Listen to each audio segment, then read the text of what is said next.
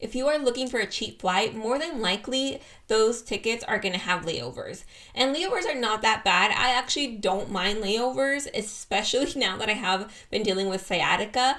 I like the layovers because it allows me to get up and walk, stretch my back, go to the bathroom, brush my teeth comfortably. Like, obviously you can do that on the plane, but it is much more comfortable in a normal bathroom. So I don't mind layovers, even though they do add a little extra time to my trip. But here's the thing.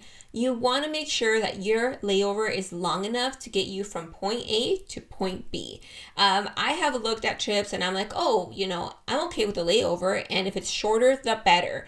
But then if I start to calculate how long it's going to take me to get from one end, of the airport to the other end, then it starts to get a little tight.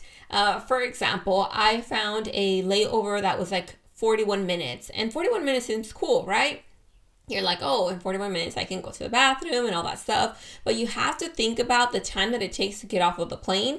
If you are in the back of the plane, it's going to take a lot longer, right? People are really slow all the time. So it's going to take about, let's say, I don't know that it's ever taken me 10 minutes, probably like 15 to even 30 minutes to get off of the plane, right? Because they have to attach the tunnel and then people actually have to get off. So if you're in the very back, it's going to take longer.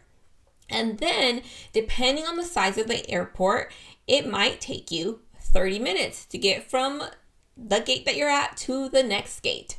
And you have to take into account that they start boarding 30 to 45 minutes before takeoff. So if you are landing, let's say at 5:30 and your next flight goes out at 6:30, there might not be enough time, because that hour again is for you to get off the plane and sometimes get your stuff and go back through TSA, depending what airport you're at, and then get to your next gate before the half an hour mark.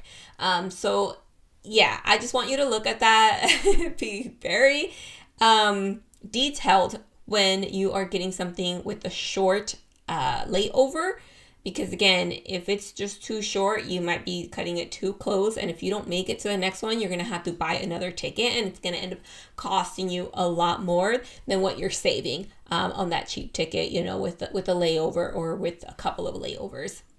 So that is my tip of the week. If you all have any questions, let me know in the comments. Thanks for watching. I will see you in the next one.